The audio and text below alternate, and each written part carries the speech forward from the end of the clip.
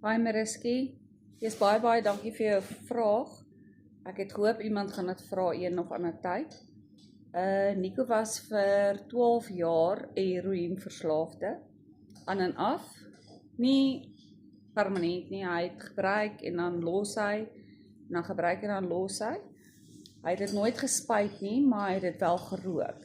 Nou hoe hulle gerook het, is hulle gooi die heroïne op 'n foelie, en dan onder die foelie, dan steek hulle die lighter aan en dan rook hulle die walms. En die laaste rukkie, laas jaar, April, Mei se kant, het hy dit net te veel gedoen. Hy het te veel van dit sommer gratis by die dealers gekry, omdat hy vir hulle gemeul het. En toe het hy basies soos 'n geoverdose op dit, en dit het vir hom seveer breinskade gegee. Al sy motoriese senuwese in sy brein of motoriese gedeeltes in sy brein is aangetas. So hy moet alles weer oorleer. Hulle noem dit toxic induced leukoencephalopathy, as ek dit nou reg uitspreek. Ja, daar's geen behandeling daarvoor nie, dit is 'n trial ding. Al die dokters, al die neuroloë sê net vir jou, hulle probeer hulle bes. Die een sê steroïde, die ander een sê Epilim, die ander een sê dit en dit, maar ons het nou net besluit om alle medikasie te stop.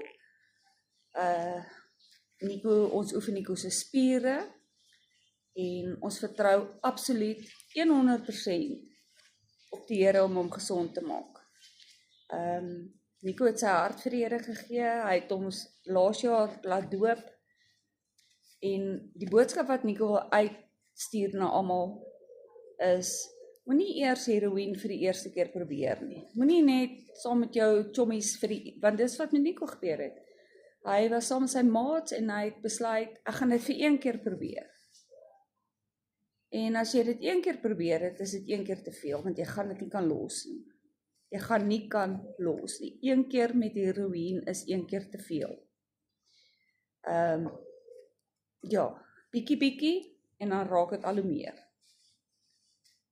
Nico is 'n gekwalifiseerde veterantenner, hy het goeie werke gehad.